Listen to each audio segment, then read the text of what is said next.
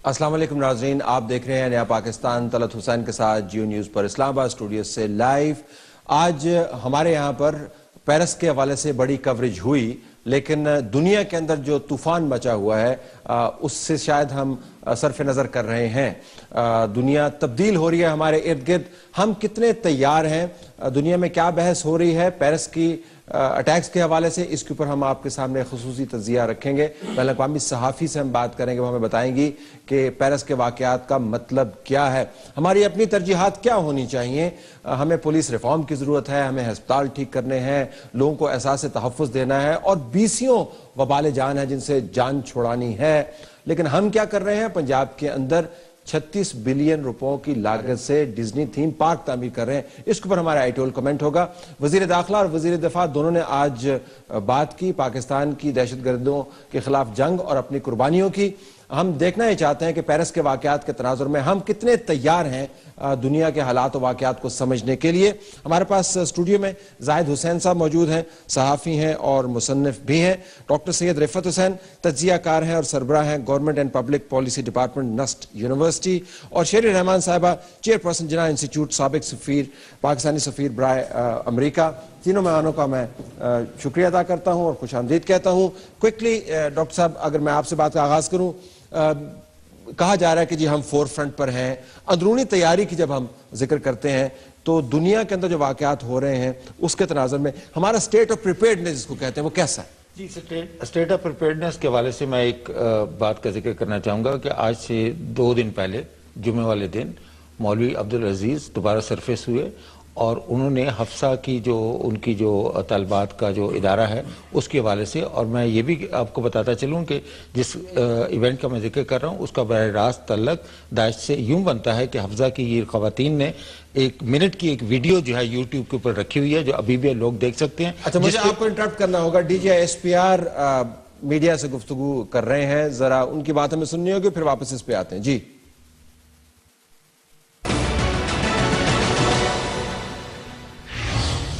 Programme में खुशामदीद नाज़रीन, माज़रत चाहते हैं जी, आप बता रहे थे कि जामे हफ्सा की दोबारा से उन्होंने अपनी एक्टिविटीज़ का आगाज़ कर दिया। एक बात है। दूसरी बात मैं समझता हूँ कि वो बड़ी अहम है कि आपने देखा होगा कि पिछले दिनों जो आर्मी की तरफ से एक कोर कमांडर की मीटिंग के बाद एक उन्होंने कहा नेशनल एक्शन प्लान के हवाले से ख़ास तौर पर अपने तहफ़्फ़ुज़ात का इज़हार किया था, हुकूमत ने उसके बारे में कहा था। तो ये जो इंटरनल जो एक टेंशन है उसकी वजह से मेरे ख्याल में हमारी तवज्जो जो है जो हमारे इर्द गिर्द के हालात हैं उससे हटती जा रही है, और उसके से खास तौर पे जो अभी DGISPR ने भी जो मुखसर उनका बयान दिया कि बहुत सारी ऐसी कुव्वतें हैं जो कि इस किस्म की दहशतगर्द कुव्वतें थी जिनका एक बैनुल-अक़वामी एजेंडा था या रीजनल एजेंडा था, वो अब इस ज़रब अज़ब के ऑपरेशन के लॉन्च होने के बाद वो अक्रॉस द बॉर्डर चली गई हैं, और अक्रॉस द बॉर्डर जो ग्रुपिंग वो कर रहे हैं। और मैं ये भी आपकी तवज्जो दिलाना चाहूँगा कि जो अल जज़ीरा ने पिछले 2-3 दिन के अंदर उन्होंने एक रिपोर्ट बड़ी मुफस्सल शाया की है जिसके अंदर उन्होंने उन कैंप्स के साथ उन लोगों के उन्होंने अपने भेजे हैं, अपने जो इंटरव्यूज़ हैं और वो जो उनके साफ़ी उन्होंने भेजे, उन्होंने इस चीज़ को डॉक्यूमेंट किया है कि किस तरीके से अफगानिस्तान के अंदर बाकायदा एक ट्रेनिंग कैंप्स बन रहे हैं। और ये सिर्फ इसके अंदर दाइश के लोग नहीं हैं, इसके अंदर वो तमाम कुव्वतें जो हैं जिनको हमने जो यहाँ से फरार की गई हैं। तो मेरा मतलब ये है कि इस सारी सूरत हाल को हमें अपनी नेशनल एक्शन स्ट्रेटजी के हवाले से वो उसके अंदर लाना होगा, और कहीं ऐसा ना हो कि खुदा न खासा। और हम एक बात में आखिरी बात ये कहना चाहूँगा, we are in state of denial. आपने देखा होगा कहते हैं जी वॉल चॉकिंग हो रही है, ग्राफिटी हो रही है, लेकिन ग्राफिटी को कोई ना कोई हाथ उसके पीछे है ना जी। तो ये मेरे ख्याल में मेरे ख्याल में हुकूमत को इस मामले में डिनाइल मोड में नहीं रहना चाहिए, उनको उसके ऊपर तवज्जो देनी चाहिए। जरा इसके ऊपर वापस आए जाहिद साहब, अभी जिक्र हुआ और DGISPR ने भी बात की कि अफगानिस्तान के अंदर, अफगानिस्तान को पहले डिस्कस कर लेते हैं, वहाँ पे टूट फूट का अमल जारी है, दहशतगर्द फोर्सेस जो हैं वो वहाँ पे जा रही हैं, और अफगान रेफ्यूजीज़ पाकिस्तान में दोबारा से आ रहे हैं। एक खबर के मुताबिक 150 के करीब फैमिलीज जो हैं पेशावर के अंदर दोबारा से वो लैंड करें डेली बेसिस के ऊपर। तो जो इर्द गिर्द के हालात हैं उन्होंने हमारे लिए कुछ ऐसे नए चैलेंजेस खड़े किए हैं, हमारी नज़र है उन चैलेंजेस पर या नहीं? मेरे ख्याल बिल्कुल नहीं है। अगर आप देखें तलत तो ये मुल्क है वही जिसमें 70,000 लोग मारे जा चुके हैं। پیرس کا واقعہ جو ہے انتہائی اندوزناک تھا، لیکن ہمارے یہاں جو آرمی پبلک اسکول کے اندر جو واقعہ ہوا تھا وہ اتنا ہی زیادہ اندوزناک تھا، لیکن ہمارے ملک میں اس کا اثر اتنا زیادہ نہیں ہوا۔ 1 سال ہونے کو آ رہے ہیں، لیکن اب تک جو ہم نے نیشنل ایکشن پلان بنایا تھا اس پہ عمل درآمد پوری طرح نہیں ہو رہا، بالکل نہیں ہوا ہے۔ میں سمجھتا ہوں کہ سوائے اس کے ضرب عضب کے علاوہ نہیں ہوا ہے۔ اب جو صورتحال ہمارے جو آس پاس کی ہے وہ بہت خطرناک ہے۔ افغانستان کی صورتحال آپ نے بات کی، دیکھیں ISIS نے وہاں پہ پیر جمائے ہیں جہاں پہ اسٹیٹ کولیپس ہوئی ہے۔ عراق کی مثال دیکھ لیں، سیریا کی مثال دیکھ لیں، لیبیا کی مثال دیکھ لیں۔ اگر افغانستان کی صورتحال جو ہے جو ہمیں لگ رہی ہے، I think Sherry Rahman has a point to make because she perhaps has somewhere to go. Sherry ذرا آپ کے پاس آ رہے ہیں۔ ابھی زاہد نے بھی ذکر کیا تھا اور رفت نے بھی ذکر کیا کہ ہم مکمل طور پر تیار نہیں ہیں۔ آپ چونکہ سیاسی عمل کے اندر آپ کی ایک مرکزی حیثیت بھی ہے اور تجزیہ کار بھی ہیں، آپ پالیسی کو اور ارد گرد کے حالات کا تجزیہ کیا کرتی ہیں؟ ہمارے سامنے کیا چیلنجز ہیں؟ جی طلعت، سوری مجھے بیچ میں آواز نہیں آئی ہے کافی، تو I don't know, I can't comment. دیکھیں کنسنسس یہ ہے کہ ہماری توجہ نہیں ہے، زاہد بھی یہ کہہ رہے ہیں، رفت بھی یہ کہہ رہے ہیں کہ ہماری توجہ نہیں ہے، چیلنجز بڑے گمبھیر ہیں۔ آپ کی رائے کیا ہے؟ جی میری قطعاً رائے ہمیشہ سے یہی رہی ہے کہ ہم تیاری پکڑیں تو اس طرح کی تیاری ہونی چاہیے کہ سارا ملک اس میں انوالو ہو، کیونکہ پاکستان اس وقت دنیا کی سب سے بڑی انلینڈ وار لڑنے چلا ہے، نہ صرف ٹیررزم کے حوالے سے مگر انتہا پسندی کے حوالے سے بھی۔ تو ان حالات میں اور جو خطے میں آپ دیکھ رہے ہیں، یہاں ابھی رفت نے دیش کی بات کی، تو آپ وہاں دیکھیں زابل میں بھی جو اس وقت جس طرح ہلاکتیں ہوئی ہیں، لڑکیوں کو آلموسٹ ان کے سر قلم کیے گئے ہیں، ہورینڈس چیزیں، ایتھنک کلینسنگ کبھی ہوتی ہے، کبھی کچھ ہوتی ہے۔ تو ان حالات میں جب افغانستان میں آپ دیکھ رہے ہیں کہ اتنی سٹیٹ فریجلٹی ہے اور وہاں بھی آپ کا اوپن بارڈر ہے، تو آپ کو بہت خارجہ اور اندرون پالیسی کو ملا جلا کے ہر چیز کو ایک وار فوٹنگ پہ کرنا ہوگا۔ اب یہاں بتایا جاتا ہے کہ ایک جگہ یہ کام ہو رہا ہے دوسرا نہیں ہے۔ نیکٹا جو اب آپ کی جو کام کرنے والی سیکریٹریٹ ہے، جو آپ کی منصوبہ بندی کو آگے لے جائے گی، یعنی ایگزیکٹو ریچ اور ایکشن جس سے ہوگا، اس کے پاس اس وقت نہ قطعاً کوئی خاص بجٹ ہے، نہ اس کا ویب سائٹ بھی انڈر کنسٹرکشن ہے، اسی کی طرح یہ باڈی بھی اسی کی طرح ہے، اپنے ویب سائٹ کی طرح انڈر کنسٹرکشن ہے۔ سیکریٹریٹ کبھی نیشنل سیکیورٹی وہ بنائی گئی تھی کمیٹی، اس کے بھی ایمبیسڈر جو افغانستان کے تھے ان کو وہاں لگایا گیا کہ بڑا فعال ہوگا۔ اب مطلب سال گزر گیا ہے، نیشنل سیکیورٹی کمیٹی نہیں ہے جوائنٹ ہاؤسز کی، جو ان حالات میں سمجھتی ہوں سخت ضروری ہے۔ پچھلی حکومت میں ہوتی تھی، 2.5 سال ہو گئے، بول کے تھک گئے، لیکن اس حکومت نے اس کی شروعات تک نہیں کی۔ تو میں سمجھتی ہوں کہ ہر فرنٹ پہ ہمیں اگر اس طرح لڑنا ہے، اور آپ پیرس دیکھ رہے ہیں، یہ ایک اور یورپ کے لیے 9/11 کی طرح ہوگا۔ آپ دیکھیے گا اس کے اثرات کتنے، آپ جتنی بھی کوشش کریں اس کو میٹیگیٹ کرنے کی، اثرات مسلمانوں کے لیے اور پاکستان جیسے ملک کے لیے بہت سنگین ہوں گے اور دور رس ہوں گے۔ اچھا شہری، اگر یہ میں نقطہ زاہد کے پاس لے کے آؤں، ایک پاکستان میں کل سے کچھ لٹریچر دیکھ رہا تھا، ابھی شہری ذکر کر رہی تھی کہ لگتا ہے یورپ میں، لیکن ظاہر اس کے اثرات ہم پر بڑے گہرے ہیں۔ اب منی لانڈرنگ کا معاملہ ہے، امریکہ کے اندر ایک فرد پکڑا گیا، امریکی ڈپارٹمنٹس کی طرف سے یہ کہا گیا کہ منی لانڈرنگ میں بندہ انوالو ہے، اس نے القاعدہ کو، داعش کو اور دوسرے لوگوں کو پیسے فراہم کیے ہیں۔ اب تمام دنیا لنکیجز کی تلاش میں ہوگی، اور جو ممالک ان لنکیجز کی زد میں آئیں گے ان کی بڑی سخت پکڑ ہوگی۔ تو ایک زاویہ یہ بھی ہے تیاری کا، ہم اس زاویے سے سوچ رہے ہیں، یا ہمارا خیال ہے کہ یورپ بہت دور ہے، وہ کسی اور ملک میں ہوا؟ دیکھیں صرف یورپ کو اگر ہے یقین طور پر اس کا بھی براہ راست اثر پڑے گا پاکستان میں، لیکن سب سے بڑا اثر تو ہمارے یہاں خود پڑ رہا ہے۔ دیکھیں اگر ہم ٹیررزم کی بات کرتے ہیں تو صرف جو ہے ضرب عضب جو ہے نارتھ وزیرستان میں چل رہا ہے وہ کافی نہیں ہے، وہ صرف ایک آسپیکٹ ہے پوری جدوجہد کا۔ اور جب ہم بات کرتے ہیں وائلنٹ ایکسٹریمزم کی، تو ایک اور بھی بات آتی ہے اس میں، جو ٹیررسٹ فائنانسنگ کا ہے، وہ بہت بڑی چیز ہے۔ اگر فرض کیجئے کہ جو ہے یہاں پہ ایک بہت بڑا سوال پیدا ہوتا ہے کہ یہ جتنے بھی یہاں ٹیررسٹ گروپ موجود تھے ان کی فائنانسنگ کہاں سے ہوتی ہے؟ ہم نے کیا کوئی ایسی کارروائی کی ہے کہ اس کی روک تھام کر سکیں؟ میرے خیال اب تک نہیں ہوئی ہے، اور میرے خیال یہ کہ اس کو ٹالتے رہتے ہیں، کبھی یہ ہوتا ہے کبھی وہ ہوتا ہے، لیکن مسئلہ یہ آتا ہے کہ یہ تمام فیکٹرز ہیں، یہاں پہ جو مدرسے کھلے ہوئے ہیں، یا جو ہے اب آپ داعش کی بات کر رہے ہیں، داعش کا سب سے بڑا جو ہے ایڈوانٹیج ہے دوسری آرگنائزیشن کے مقابلے میں، القاعدہ کے مقابلے میں، وہ یہ ہے کہ ان کے پاس بے تحاشا ریسورسز موجود ہیں جو کہ القاعدہ کے پاس نہیں تھے. اب افغانستان کی آپ نے ابھی بات کی تھی، افغانستان میں جو جہاں جہاں ان کا اثر بڑھا ہے، تو وہاں میں ایک رپورٹ پڑھ رہا تھا کہ جو ہے جیسے یہ جلال آباد کے آس پاس ان کی اچھا خاصا جو اثر نفوذ ہے، تو وہاں ننگرہار کے صوبے میں وہاں پہ جو ہے طالبان کے ساتھ جو ان کی جھڑپیں ہو رہی ہیں، اس میں داعش کے جو لوگ ہیں وہ زیادہ، ان کے پاس بہتر ویپنز ہیں، ان کے پاس بہتر ریسورسز ہیں، اور وہی چیز اگر فرض، اور ان میں زیادہ بڑی تعداد جو ہے ان لوگوں کی ہے جو کہ پاکستان کے تحریک طالبان پاکستان سے وابستہ تھے یا پاکستان کی دوسری ملیٹنٹ آرگنائزیشن سے وابستہ تھے.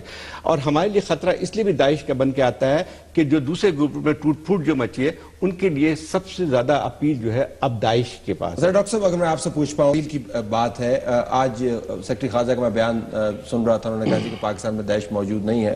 بہت اچھی بات ہے، داعش موجود نہیں ہے، اگرچہ بعض بیانات ایسے بھی آئے کہ بہت سارے ایسے لوگ پکڑے گئے، مارے گئے، دہشت گردی ملوث تھے جو داعش کو لیڈ کرنا چاہ رہے تھے یا لیڈ کر رہے تھے.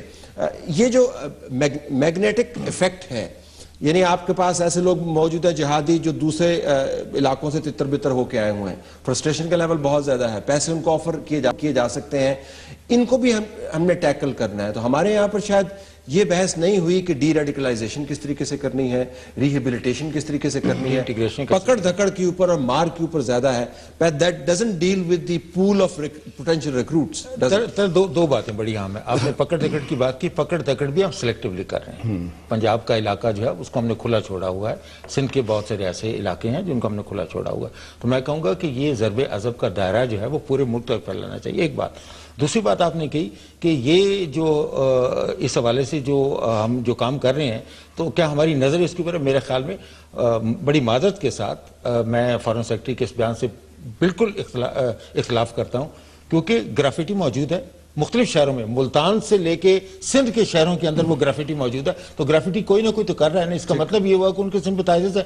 دوسری بات جو کہ میں سمجھتا ہوں کہ بڑی ہی وائٹل ہے، آپ کو یاد ہوگا کہ آج سے تقریباً کوئی دو سال پہلے بڑی تعداد میں پاکستان کے اندر سے ریکروٹنگ سینٹر جو ہے وہ کریٹ کیے گئے، اور جس کے اندر انفارچونیٹلی گل حمید صاحب جو کہ اس وقت دنیا سے چلے گئے ہیں، وہ ان کی آرگنائزیشن کا ہاتھ تھا، اور پاکستان دفاع پاکستان کے کونسل کے لوگوں نے بڑی مقدار میں پاکستان کے عوام کو یہاں سے ریکروٹ کیا اور ان کو سیریا بھیجا. تو کیا ہمیں پتا ہے کہ کتنے لوگ پاکستان سے سیریا گئے ہیں، یا ان میں سے کتنے لوگ جو ہیں وہ ریڈیکلائز ہو کے یا داعش کے سمپتائز ہو کے ہمارے پاس آئے؟ تو یہ بڑے مشکل سوالات ہیں، لیکن میرے خیال میں جب تک ہمیں ریکگنیشن نہیں ہوگی، جب تک ہمیں اس کا ادراک نہیں ہوگا، تو اس وقت تک ہماری اگر میں آپ کے پاس، آپ نے کہا کہ ہم بول بول کے تھک چکے ہیں 2.5 سال سے. پیرس کے واقعات نے دوبارہ سے دنیا بھر میں اس ڈیبیٹ کا آغاز کر دیا ہے، دنیا اکٹھی ہو رہی ہے ان معاملات کو ٹیکل کرنے کے لیے.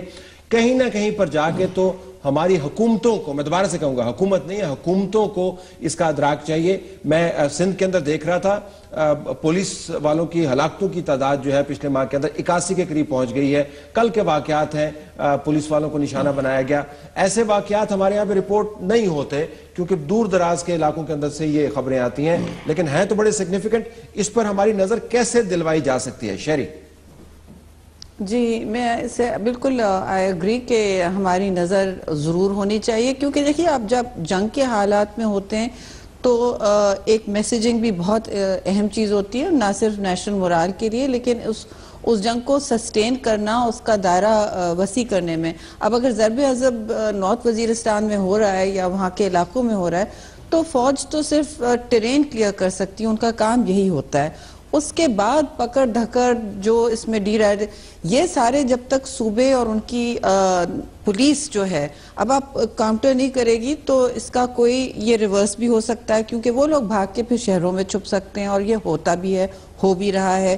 آپ نے پولیس کی بات کی، پولیس کی شہادتیں بڑھتی جا رہی ہیں. وہ ہمیشہ ساری دنیا میں اس لیول کے کاؤنٹر ٹیررزم آپریشنز میں خاص طور سے شہروں میں ہمیشہ پولیس فرنٹ لائن میں ہوتی ہے، اور یہاں پر جو ہو رہا ہے خبر نہیں ہوتی. اب اس کے لیے ایک سمپل طریقہ ہے، کوئی ایسی کمپلیکیٹڈ بات نہیں ہے. آپ نے ابھی تک کوئی سینٹرل کمانڈ اینڈ کنٹرول اس پوری جنگ کا نیوکلیس یعنی کور دفتر نہیں بنایا ہے.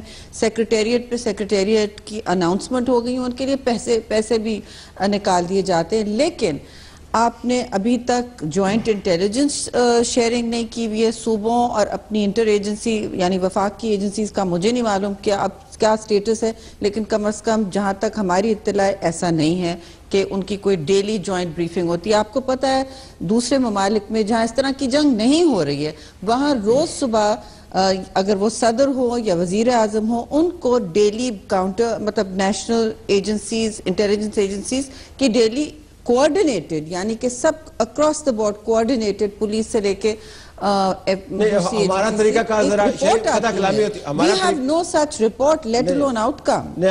ہمارا طریقہ کار ذرا مختلف ہے. ہم ٹویٹر کے اوپر اور پریس ریلیز کے ذریعے ایک دوسرے کے ساتھ بات کرتے ہیں، ویسے ہم بات کرنے سے اجتناب کرتے ہیں. ذرا میں ڈسکشن کو ایک اور زاویے پہ لے کے جاؤں. یہ معاملہ صرف پاکستان کے اندر کا نہیں ہے، دنیا بھر جب طوفان مچا ہے تو جہاں پر بھی آپ نے خود ہی بتایا کہ خلا ہوگا وہاں پر یہ لوگ آئیں گے، تو کوئی ہمیں ریجنل انیشیٹو بھی لے کے آنا ہے، ہمیں مڈل ایسٹ کے ساتھ انگیج کرنا ہے، ان ممالک کے ساتھ بات کرنی ہے یا ان ممالک کے ہمسایوں کے ساتھ بات کرنی ہے جہاں سے طوفان اٹھ رہا ہے. تمام دنیا کے ممالک اپنے بارڈرز کے بارے میں آج کل بڑے پریشان ہیں. ہمارے یہاں پر بندے سمگل ہوتے ہیں ہزاروں کی تعداد میں، کچھ پتہ نہیں ہے. جہازوں کے ذریعے ڈرگ سمگل ہوتی ہے، کچھ پتہ نہیں ہے. منی لانڈرنگ ہوتی ہے، کچھ پتہ نہیں ہے. تو ابھی تک تو ہم بچتے رہے ہیں، مستقبل میں شاید گنجائش بہت کم ہوگی. ریجنل انیشیٹو لے سکتے ہیں ہم؟ دیکھیں اب یہ جو ہے داعش جو ہے ایک گلوبل ٹیررسٹ آرگنائزیشن ہو گئی ہے اور اس کا سب سے زیادہ اثر جو ہوا ہے مسلمان ممالک میں ہوا ہے. اگر آپ دیکھیں داعش کے ہاتھوں میں سب سے بڑے قتل عام جو ہوئے ہیں وہ مڈل ایسٹ میں ہوئے ہیں، اور پھر جو ہے اب افغانستان میں جو واقعات ہوئے ہیں اس سے صاف ظاہر ہوتا ہے کہ یہ سب سے بڑا اب خطرہ بن کے آ رہی ہے. اور ان کو سب سے زیادہ فائدہ جو اٹھائیں گے اس علاقے میں مشرق وسطیٰ میں بھی جو ہے وہاں پہ جو پراکسی وارز چل رہی ہیں اس سے سب سے زیادہ فائدہ جو ہے ان کو داعش کو اٹھایا. داعش کے لیے جو ہے ایک سازگار فضا یہ بھی تھی کہ وہ شیعہ اور سنی بیسس پہ انہوں نے ڈیوائیڈ کرنے کی کوشش کی، وہاں پہ ان کو مختلف ممالک سے مدد بھی ملتی رہی. پاکستان اور افغانستان میں صورتحال اور زیادہ خطرناک اس لیے ہو سکتی ہے کہ اگر فرض کیے دونوں ممالک کے درمیان اسی طرح کے جو ہے ہوسٹائل ریلیشنز ہوتے ہیں تو اس کا سب سے بڑا فائدہ اس قسم کی تنظیموں پہ ہوگا.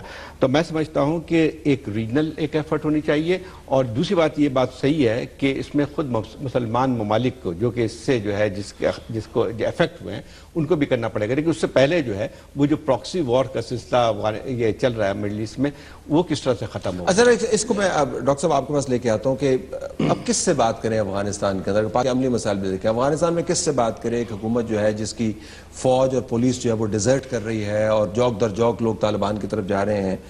دوسری طرف ہندوستان ہے جس سے جو آپس میں بات نہیں کر پا رہے. ایک طرف پھر بنگلہ دیش ہے جن کے حالات آپ کے سامنے ہیں. تو اگر آپ امیڈیٹ نیبرز کو دیکھیں تو اگر ہم اپنے آپ کو اکٹھا بھی کرنا چاہتے تو نہیں کر سکتے. دس از اے ویری ٹف سچویشن. بالکل چیلنج بہت ٹف ہے، لیکن طلعت اس کے اندر ایک تھوڑی سی سلور لائننگ یوں موجود ہے کہ سارک کے اندر میرے خیال 1997 کے اندر ایک ریجنل سینٹر فار ٹیررزم کی بات ہوئی تھی اور اس کے اوپر ایک پروٹوکول بھی موجود ہے جس میں تمام سارک کے لوگ جو ہیں وہ متفق ہیں. لیکن اب مسئلہ یہ تھا کہ اگر ہندوستان پاکستان سے بات نہیں کرے گا یا پاکستان بنگلہ دیش سے بات نہیں کر پائے گا، اور سب سے بڑی بات ہے جب پاکستان افغانستان کے ساتھ جب بات کرنا بھی جائے اگر وہاں سے پازیٹیو رسپانس نہیں آئے گی تو اس صورت میں امپلیمنٹ کیسے کریں گے. لیکن میرے خیال میں پاکستان کو ایک اپنا نیا انیشیٹو لینا چاہیے جس کے حوالے سے اگر ٹیررزم کے حوالے سے ہی اگر بات کی جائے تو وہ جب نیشنل سیکورٹی ایڈوائزرز کی میٹنگ ہوگی اگر کبھی مستقبل میں ہوتی ہے اور پاکستان چونکہ اگلے سال سارک کے حوالے سے وہ اس میٹنگ کو انیشیٹ کر رہا ہے تو میرے خیال میں پاکستان کو اپنی پوری توجہ جو ہے وہ ریجن کے اوپر مرکوز رکھنی چاہیے اور تمام ملکوں کو ایک دفعہ اثر نو اکٹھی کرنے کی کوشش کی جائے تو وہ that's the only silver lining. Otherwise وہ جس طریقے سے ہم یہ ساؤتھ ایشیا کا جو انداز ہے جو ان کے آپس میں ان کی جو بات چیت کا جو سلسلہ ہے اس کے اندر جتنی رخنہ اندازی ہندوستان کی طرف سے ہو رہی ہے اس کے ہوتے ہوئے میرے خیال میں وہ جو معاملہ جو ہے وہ آپ کے قابو میں نہیں آئے گا. اور بڑی سخت ضرورت ہے اس وقت کے گلوبل اور ریجنل لیولز کو کس طریقے سے کوآرڈینیٹ کیا جائے. آپ نے بات مجھ سے کی کہ پاکستان افغانستان کے والے، میرے خیال میں افغانستان اگر ہم سے جو ہے وہ بات نہ بھی کرنا چاہے تو we should continue to make efforts, کیونکہ اگر خدا نہ خواستہ نیکسٹ ڈور پھر افغانستان انہی حالات کا شکار ہو جاتا ہے جو کہ آج سے 10 سال پہلے تھا, تو پھر اس کی ریپرکشن جو ہم سے سنبھالی نہیں جائیں گے. ابھی D G S P R نے, اگر میں شہری سے ایک منٹ پوچھ پاؤں, نے یہی ذکر کیا کہ آپریشن ضرب عضب کے حوالے سے افغانستان نے ہمارے ساتھ کوئی تعاون نہیں کیا. تو ایک ایسے وقت میں شہری جب یورپ آپ کو انتظامی طور پر اکٹھا ہوتا ہوا نظر آتا ہے, مشرق وسطیٰ اپنے معاملات طے نہیں کر پایا کیونکہ عرب اور عجم کی جنگ جو ہے وہ عملاً وہاں پر جاری ہے, اس کے نتائج ہم دیکھ رہے ہیں. تو جو ریجنز اکٹھے ہو پائیں گے وہ معاملے کو نپٹا لیں گے صحیح طریقے سے. ہمارے لیے مشکل پڑی ہے, تو انیشیٹو پاکستان لے کوئی نیا یا اسی معاملے کو اس طرح ہی چلتا رہنے دیں؟ دیکھیے, بہت ہمیں اشد ضرورت ہے کہ ہم خطے میں ایک ہم آہنگی پیدا کریں. یہ اپنے اپنے ڈبوں میں بیٹھنے سے ہم قطعاً آگے نہیں بڑھ سکیں گے. اور میں چاہوں گی اتفاق کرنا کہ اس بات سے کہ ہم ہر حال میں ہم پہل کرتے جائیں, لیکن افغانستان کو بھی, ان کی حکومت کو بھی تھوڑا سا سوچنا ہوگا, جو بھی حکومت ہے وہاں پہ, کہ آخر وہ اتحاد میں کس طرح جانا چاہتے ہیں. میں تو سمجھتی ہوں اب تک پاکستان افغانستان کی مچور ممالک اگر ہم اپنے آپ کو کہلانا چاہتے تو ایک اسٹریٹجک اب تک ریلیشن شپ ہونی چاہیے تھی, پارٹنرشپ ہونی چاہیے تھی. جس قسم کے جوائنٹ چیلنجز اور مشترکہ ہمارے پاس مسائل سامنے کھڑے ہو رہے ہیں اور ہونے جا رہے ہیں, تو یہ تو تنگ نظری ہے کہ ہم ایک دوسرے کے ساتھ کوآپریٹ. ایک طرف ہندوستان ہے جس نے اپنی ایک بالکل الگ روش چلائی ہوئی ہے, that's a separate conversation. Okay, I have to leave it there. Unfortunately, time is up. Time is up. Unfortunately, زاہد صاحب, آپ کا, ڈاکٹر رفعت شہری رحمان, بہت شکریہ. بنیادی بات ناظرین یہ ہے کہ پیرس کے واقعات ہیں تو یورپ کے اندر, لیکن دنیا کو چونکہ انہوں نے ہلا دیا ہے, توجہ دلاؤ نوٹس ہے ساری دنیا کے لیے, پاکستان سمیت, کہ اپنے حالات اندرونی اور علاقے کے حالات کو قابو میں رکھنے کی ضرورت ہے, ورنہ خطرات بہت برے ہوں گے جن سے نپٹنا مشکل ہوگا. اگلا کمنٹ ناظرین ہمارا جو ہوگا سیگمنٹ, وہ بین الاقوامی جو رپورٹنگ ہو رہی ہے اس واقعے پر, بین الاقوامی صحافی کیسے دیکھ رہے ہیں, اس کو دیکھنا نہ بھولیے گا. Stay tuned for that.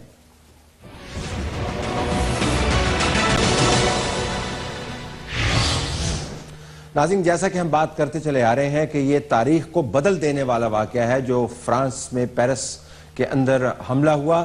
بین الاقوامی طور پر تجزیہ نگار اس کو کیسے دیکھ رہے ہیں؟ ہمیں قندیل شام نے جوائن کیا ہے, لندن میں مقیم صحافی ہیں, لیکن فرانس میں سے پہلے جو دہشت گردی کے واقعات ہوئے اس کو انہوں نے وہاں پر جا کر کور کیا. اس واقعے پر بھی بین الاقوامی تنظیموں کے لیے یہ رپورٹ کر رہی ہیں, ان کو ہم خوش آمدید کہتے ہیں. قندیل, آپ کا بہت شکریہ. پہلے میں ذرا آپ سے جاننا چاہوں گا کہ بعض اخباری رپورٹوں کو میں دیکھ رہا تھا, انہوں نے یہ بیان کیا کہ یہ پیرس کے اندر جو حملہ ہوا ہے یہ یورپ پر حملہ ہوا ہے, اور کچھ ایک میں آپ کی رپورٹس بھی دیکھ رہا تھا جس کے اندر ایسا ہی ذکر ہوا. تو اس کو یورپ پر حملہ کیوں گردانا جا رہا ہے, کیوں سمجھا جا رہا ہے؟ طلب, اس کے دو اہم پہلو ہیں.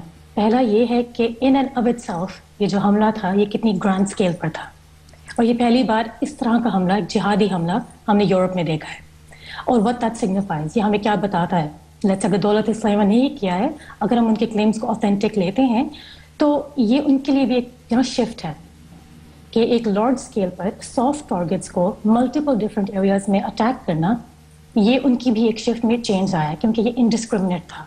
جو ہم نے جنوری میں ہم نے دیکھے تھے شارلی ایبڈو کا جوئش سپر مارکیٹ پر, وہ اسپیسیفک ٹارگیٹس تھے اور ان کے پیچھے کوئی پولیٹیکل میننگ بھی تھا. لیٹس سے جن یوتھ سے میں نے اب فرانس میں بات کی ہے وہ یہی کہتے ہیں کہ تب تک تو ہم انڈرسٹینڈ بھی کر سکتے تھے, اس بار یہ جو انڈسکرمنیٹ نیچر ہے نا اس کی, یہ they've all rallied now against this type of activity and there is no space for understanding.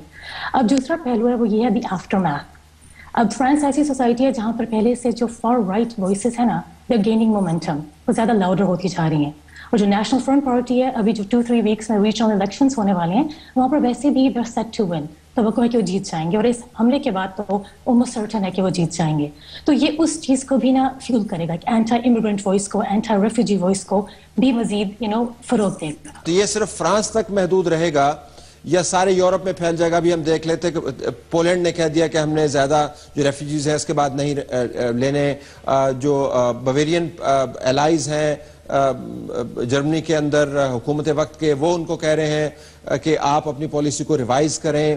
اور اب خبر ہم نے یہ بھی دیکھی کہ بعض حملہ آور جو تھے ان کا تعلق بیلجیم سے تھا، یہ بیلجیم سے پکڑے گئے، بیلجیم سے تھا نہیں. تو ایک کانٹیننٹل شفٹ آپ کو نظر آئے گا اس تمام رائٹ ونگ بیک لیش جس کا آپ ذکر کر رہے ہیں، یا فرانس کے تک ہی محدود رہے گا؟ ویل جنرلی یورپ میں ابھی تو اسپیکولیشن ہے، لیکن ڈیفینیٹلی یورپ میں. لیکن اس میں فرانس اس لیے بہت زیادہ فیچر کرتا ہے کیونکہ جہادی لٹریچر میں، اور جو جہادی کب سے کہتے آئے ہیں، ان کے لیے فرانس ایک آرچ اینمی رہا ہے. یہ الجیریا میں جو آپریشن تھا، مالی میں جو آپریشن تھا، اور اب سیریا میں جو اسٹرائکس ہو رہی ہیں، it features very highly in the jihadist enemy list. اور اسی سال 16 حملے یا ٹیررسٹ پلاٹس ہوئے ہیں یورپ کے اندر، ان میں سے 7 فرانس کے اندر تھے. تو 1200 اباؤٹ 1200 جو فورن فائٹرز ہیں وہ اس وقت فرانس سے عراق اور سیریا میں فائٹ کر رہے ہیں. تو جو لنکیجز بھی یہ جن کو اسٹیبلش ہو سکتے ہیں نا اس کے تھرو، انڈیکیٹ کرتے ہیں کہ نیٹ ورک کافی اسٹرانگ ہے when it comes to France. لیکن آف کورس پورے یورپ میں اسپیشلی وہ کنٹریز جو کولیشن اسٹرائکس میں سیریا میں انگیجڈ ہیں یا انوالوڈ ہیں کسی طریقے سے، ان کو زیادہ ڈائریکٹ تھریٹ ہے.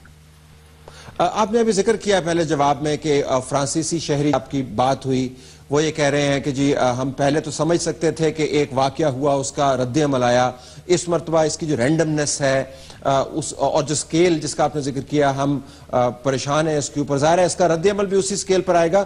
لیکن شوق اینڈ ہارر تو ہم نے دیکھا ہے فرانس کے اندر، تصاویر کے اندر لوگ ناقابل یقینی کی کیفیت کے اندر ہیں.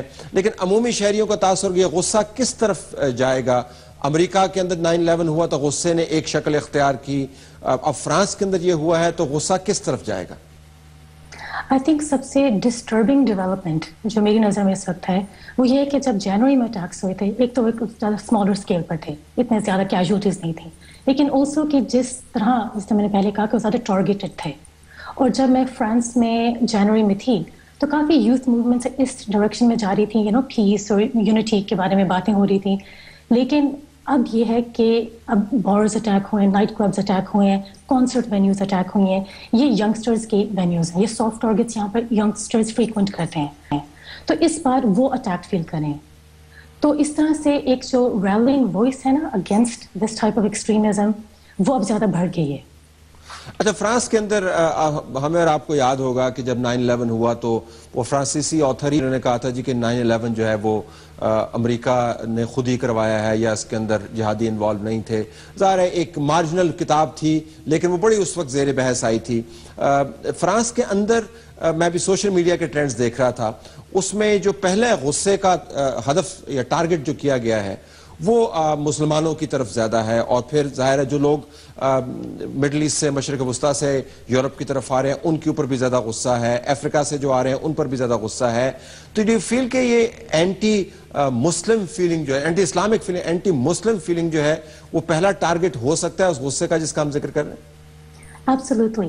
بلکہ ون کین آرگیو کہ جو ٹیررسٹ گروپس ہیں ان کا اسٹریٹجک موٹیو ہی یہ تھا، کیونکہ جتنا اس سے پولرائزیشن بڑھتی ہے سوسائٹی میں، اور polarization can offer a breeding ground, جہاں پر زیادہ جو ڈسپرنٹل مسلمس ہیں جو فرانس میں رہتے ہیں یا جو یورپ میں رہتے ہیں وہ پھر زیادہ پرون ہو سکتے ہیں جہادی موومنٹ میں شامل ہونے کے لیے. تو اس طرح اس اینگل سے دیکھا جائے تو یہ اس چیز کو زیادہ انکریز کر سکتا ہے. تو ذرا اس کا بھی ذکر کیجیے، جو چارلی ایبڈو کا واقعہ ہوا تھا، آپ فرانس میں سے رپورٹ کر رہی تھیں، میں نے آپ کی رپورٹس دیکھیں. اس وقت ظاہر ہے وہ ایک محدود واقعہ تھا، لیکن اس نے تمام فرانس کے جو انتظامی اور سیکیورٹی اور انٹیلیجنس کے تمام جو فیسٹس ہیں ان کو ٹیسٹ بھی کیا، ان کا ایک امتحان بھی تھا. اور اس کے بعد ہماری توقع یہ تھی کہ شاید ڈیولپڈ کنٹری ہے تو دے ول گیئر اپ دیئر ایفرٹس اور اس کے اوپر زیادہ توجہ دیں گے. ایک میں رپورٹ آج دیکھ رہا تھا جس میں انہوں نے کہا کہ جو دہشت گرد تھے ان میں سے ایک جو تھا وہ فرانس کی انٹیلیجنس کی لسٹ پر تھا. سو ایسا نہیں ہے کہ بالکل بھی ان کی آنکھ سے اوجھل ہو گیا. How do you look at the state of preparedness of the French state after the Charlie Hebdo attack? اس کا آپ تجزیہ کیسے کرتی ہیں؟ that's a very important question. کافی اہم ہے کیونکہ obviously جنوری میں اٹیکس ہوئے، فرانس سیریا میں انگیج بھی ہوا، مالی آپریشن بھی ہوا تھا. تو ایک بہت بڑا کویسچن آتا ہے کہ فرانس پھر سیکیورٹی وائز کتنا پریپیئرڈ تھا. اب اس کے دو ڈفرینٹ آنسرز ہو سکتے ہیں. ایک تو یہ کہ دولت اسلامیہ جیسے گروپ اب زیادہ اسٹیبلشڈ ہو گئے ہیں، زیادہ انٹرنچڈ ہو گئے ہیں، جو کہ اس طرح کا حملہ ذرا سگنل کرتا ہے. کیونکہ پریویسلی جو یورپ کو تھریٹ تھی, جہادی تھریٹ جو یورپ فیس کرتا تھا, وہ لون وولز کی کرتا تھا ایز این انڈیویجولز جو کبھی بھی لوسلی کنیکٹڈ ہیں کسی انٹرنیشنل ٹیررسٹ آرگنائزیشن سے جو کہ ایسا اٹیک کریں گے. لیکن اب یہ زیادہ آرگنائزیشنل تھا, اس کے جو آرگنائزیشنل بیک بون تھی وہ بہت زیادہ اسٹرانگ تھی, زیادہ منظم تھا. تو یہ سگنل کرتا ہے کہ یورپ کے اندر اب ایسے بیسز ہیں جو اس طرح کے اٹیک فیوچر میں کر سکتے ہیں. ایٹ دا سیم ٹائم یہ پاسبلٹی بھی ہو سکتی ہے کہ سلیپر سیلز بھی ہوں, کہ اگر ایسے ایلیمنٹس پر کافی سرویلنس رہی ہے اسپیشلی سنس جنوری میں جو اٹیکس ہوئے تھے, تو پھر how did this slip through the net, you know. تو اس کی ایک پاسبلٹی یہی ہو سکتی ہے کہ they warrant that careful. Towards the very end, کیونکہ وقت ختم ہو رہا ہے, میں آپ سے پوچھ پاؤں, کیونکہ فرانس کے بارے میں کہا جاتا ہے کہ ہمیشہ یہ ایک اوپن سوسائٹی رہی ہے, کم از کم اس نے اپنی جو سول لیبرٹیز ہیں اس کے اوپر ان کی بڑی پرائیڈ ہے. فرینچ ریولوشن کے بعد تو بالخصوص, اور اس سے پہلے بھی فرینچ فلاسفر جو تھے وہ جمہوریت کی, آزادی رائے کی, تحریک کی, وہ بڑی محبت سے انہوں نے یہ ویلیوز جو ہیں وہ نرچر کیے ہیں. امریکہ میں جب اٹیک ہوا تو ہم نے وہاں پہ دیکھا کہ پہلی ضرب جو لگی, جو اٹیک آیا ریاست کی طرف سے, وہ سول لیبرٹیز پر تھا. اب فرانس کے اندر جو غصہ ہے, فرانس کے جو حالات ہیں, آپ سمجھتی ہیں کہ یہاں پر بھی امریکہ جیسی ریاست والے حالات پیدا ہو سکتے ہیں کہ پرسنل فریڈمز اس سے متاثر ہو سکتے ہیں, پرسنل لبرٹیز متاثر ہو سکتی ہیں, ریاست مجبور ہوگی ایسے اقدامات کرنے کے لیے؟ یہ کافی, اس کا لائکلیہڈ کافی ہے, کیونکہ کافی جو اینالسٹ ہیں وہ اس کو کمپیئر کر رہے ہیں 9/11 سے, اور اس کا پھر ایک انفارچونیٹ سائڈ افیکٹ یہی ہوتا ہے کہ ایک type of police state create ہو سکتی ہے جہاں پہ سرویلنس فیس ہوتی ہے, جس طرح آپ نے کہا پرسنل فریڈم اس پہ وائلیشنس ہو سکتی ہیں. اور ابھی بھی جو امیڈیٹ ریاکشن ہوا ہے وہ یہی ہے کہ اولان نے کہا ہے کہ یہ ایک ایکٹ آف وار ہے. جب وہ وار جیسا لوڈیڈ ورڈ یوز کریں, you obviously drawing battle lines, اور اس میں پھر then you're treating your own country as a battlefield. جس طرح بہت زیادہ آرمی ڈپلوائے ہوئی ہے, بارڈرس کو انہوں نے ٹائٹن کر لی ہے, تو آلریڈی ایک سینس آ رہی ہے کہ اس طرح کی انوائرمنٹ کریٹ ہو رہی ہے. لیکن مائنڈ یو, یہ ابھی جب سے refugee crisis has picked up نا پورے یورپ میں, تب سے یہ چیز ویسے بھی اسٹارٹ ہو چکی تھی. کافی کنٹریز اپنے بارڈر پہلے سے ٹائٹن کر رہے تھے, اور اب آئی تھنک اس اٹیک کے بعد اسپیشلی وہ جو ایک چیز ہے وہ زیادہ اب تیز ہو جائے گی. قندیل شاہ, بہت شکریہ, آپ نے ہمیں جوائن کیا. ناظرین, قندیل کا تجزیہ آپ سن رہے تھے. یہ یورپ بھر سے رپورٹ کرتے ہیں ان معاملات کے اوپر, اور ایک خاص انسائٹ دی. ریاستوں کو اپنی ترجیحات کا تعین کرنا ہوتا ہے. ہم بھی حالت جنگ کے اندر ہیں, ہمیں بھی تمام توجہ دینی چاہیے, اور ہم کہتے بھی ہیں اور دے بھی رہے ہیں توجہ, لیکن بسا اوقات یہ محسوس ہوتا ہے کہ ہماری ترجیحات کا قبلہ درست نہیں ہے, سر کے بل ہم ترجیحات کو کر دیتے ہیں. ایڈیٹوریل کمنٹ ہمارا سپینڈنگ پرائرٹیز, یعنی پیسہ ہم لگاتے کس طریقے سے ہے اہم معاملات کے اوپر, اس کے اوپر ہوگا. اور ہم ذکر کریں گے پنجاب کے اندر جو ڈزنی لینڈ بنانے کی کوشش کی جا رہی ہے, اس کے اوپر ہمارا کمنٹ ہوگا. Stay tuned for that.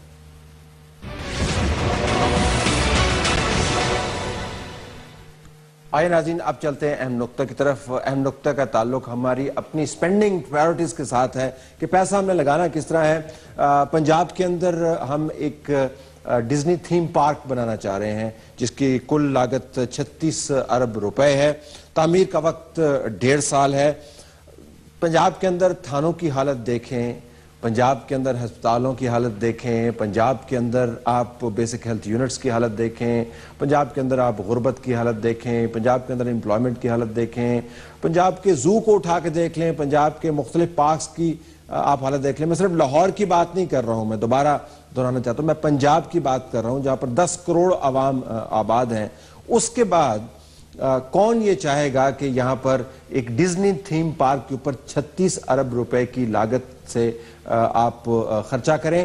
اگر یہ تمام پیسہ آپ کے پاس موجود ہے, جو کہ ظاہر ہے موجود ہے تبھی تو آپ لگانا چاہ رہے ہیں, اور اتنا فراوانی کے اندر ہے کہ آپ ایک تھیم پارک کے اوپر لگانا چاہ رہے ہیں, تو پھر آپ اس پیسے کو اٹھا کر اگر پولیس کو دے دیں تو آپ خود اندازہ کر سکتے ہیں کہ پولیس کی حالت کتنی تبدیل کی جا سکتی ہے.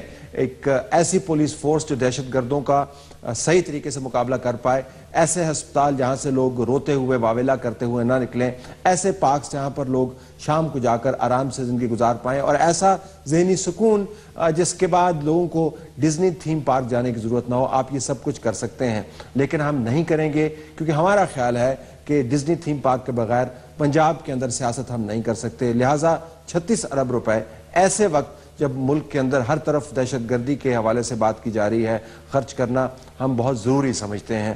ہمیں کوئی اپنی ترجیحات کا خیال کرنا چاہیے، اس زمانے کا ادراک کرنا چاہیے جس کے اندر ہم رہ رہے ہیں، اس قوم کا لحاظ کرنا چاہیے جس کے ہم نمائندے ہیں. ہماری طرف سے یہی کچھ اجازت چاہتے ہیں. اللہ حافظ.